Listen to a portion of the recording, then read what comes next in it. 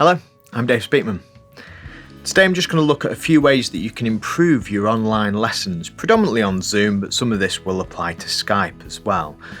I'm predominantly doing this for the people who I'm teaching guitar on Zoom at the moment.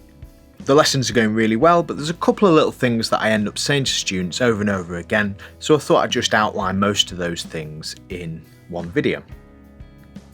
Please do subscribe to the channel. There's lots of things here, so why wouldn't you subscribe? Tip number one would be to turn on original sound. Now, I did a video about this earlier on, which I'll link here, which also gave you some ways of improving your audio settings as well.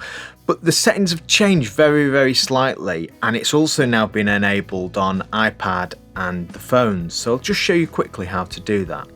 So I'm in the Zoom application. If I just start a new meeting, it's probably the easiest place to do it from. And then next to this mute button, bottom left, we've got a little arrow, and I can click that, go to audio settings, and then this settings window comes up. And then I can turn my suppression of background noise to low, but the best thing to do really is to go to this music and professional audio bit and click the show in meeting option to enable original sound. That'll then mean that the sound that's coming from your computer is going straight to my computer, essentially, rather than it being processed with some noise cancellation. Unfortunately, Zoom thinks your guitar, clarinet, piano or whatever is noise. Sometimes when the sound's coming in and out, it's that the noise cancellation isn't turned off. It's nothing to do with your internet connection or anything like that. So it's just a simple setting there. There are a couple of other new settings here now. It's different to how it used to be. This is the latest version of Zoom, which I do advise that you get. This didn't used to be an option on an iPad or on iPhone or Android phones, but mercifully Zoom have now included this option on the phone. So if I'm in the Zoom app on my phone, I click the settings tab on the bottom, and then I go to meetings, and I just scroll down, and then it will say there, use original sound.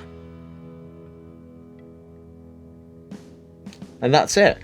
It's worth noting that on the computer as well, you do need to enable it then. You'll see that it's there on the top right of the screen. It's there to turn on or turn off.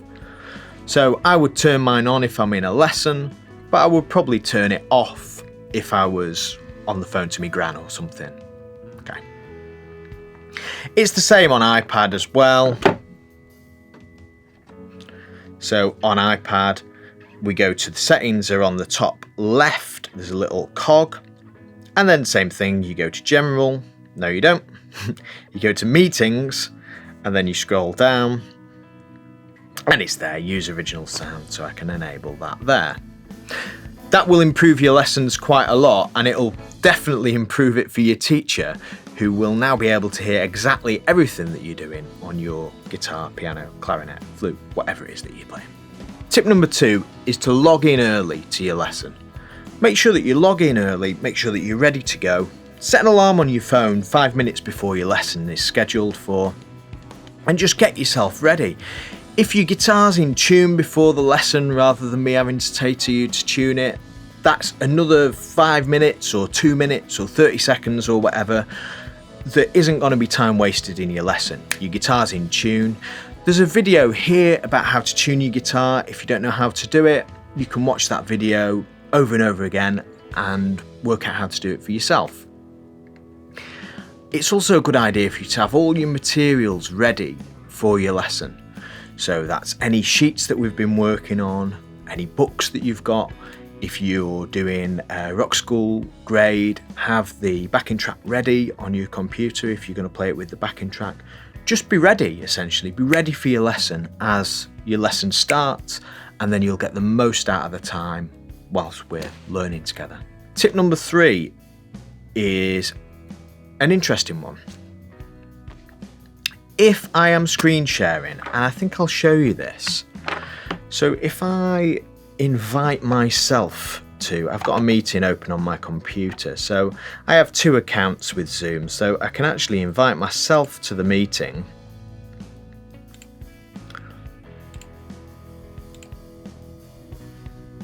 Here I am. And a little tip, if you only need a 40-minute meeting, if you need a second camera, this can actually act as a second camera within the meeting. So if I'm screen sharing on Zoom, so I've got a PDF here of a sheet. And as you probably remember from a previous video, I'll link it here, we can share these PDFs with students or with your teacher or whatever. So if you've got something that you want to share with me, you can share it with me. So now this computer is sharing that sheet, the finger picking sheet, with me on my phone. So I've got it on my phone. Now, interestingly enough, a lot of students do their lessons with their phones in landscape like this. Now, if I'm sharing an A4 sheet, when that's in landscape, it looks like that. If I turn my phone portrait, now the whole sheet shows up on the phone.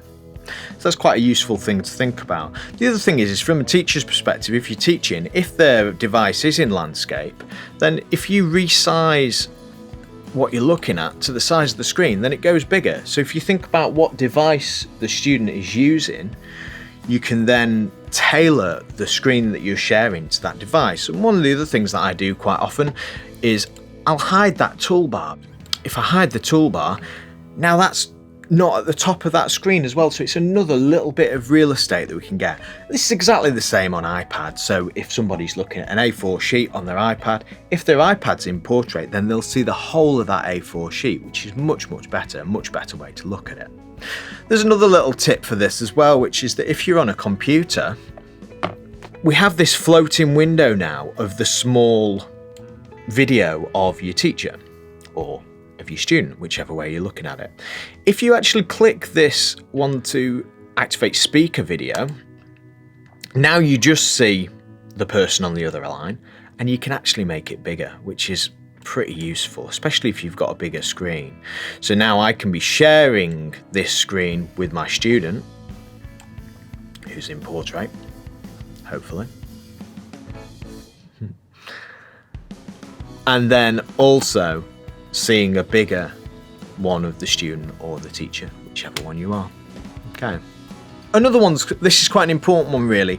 If you're struggling with your internet connection, a lot of the time it's not just your internet connection, it's that your computer's quite slow and that your computer's bogged down with lots of other applications running in the background, particularly if you've got Teams running in the background or Skype running in the background at the same time as Zoom, because all of those things are taking resources away from your computer.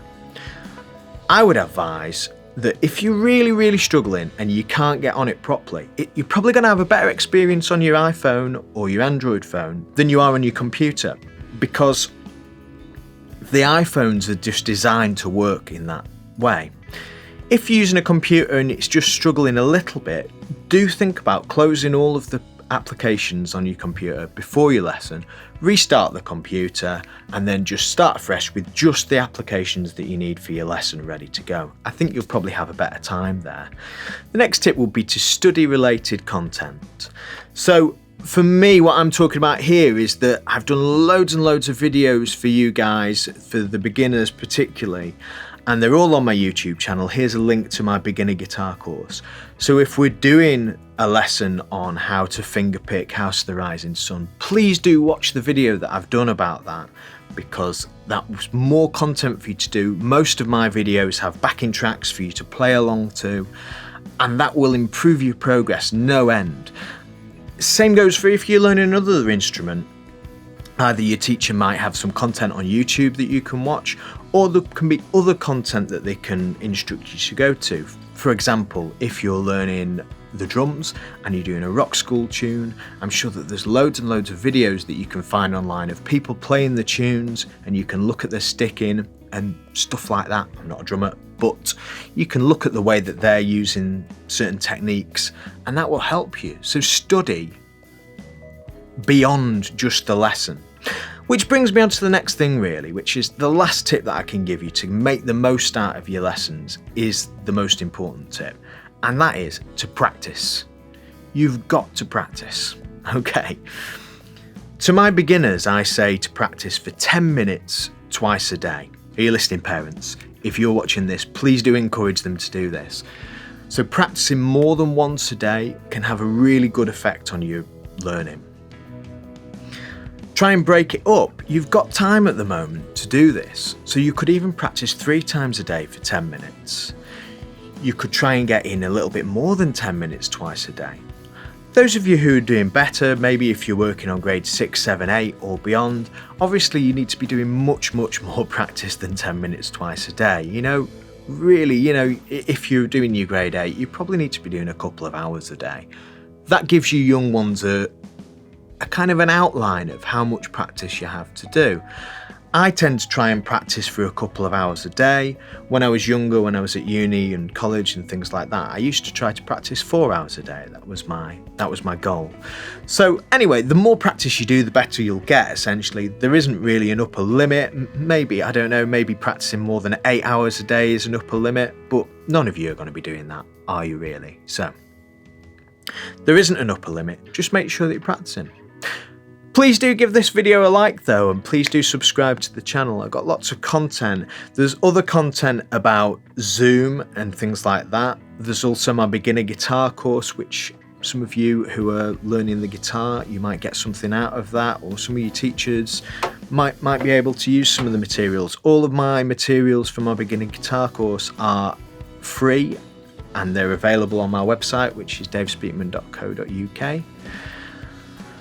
I've done some other videos about recording. I have a recording studio, which is where I'm sat at the moment. I also work up at Edge Studios in Macclesfield. We've done some videos comparing various microphones. There's loads and loads of content on the channel, so please do subscribe and keep in touch. If there's anything that you'd like me to do a video on, or you have any questions whatsoever about Zoom, recording, guitar, anything like that, please do leave me a comment below, or follow me on Facebook or Instagram and send me some messages, whatever. I'll respond to anything. Do ask me. I'm happy to help. Okay. Thank you very much. I will see you soon.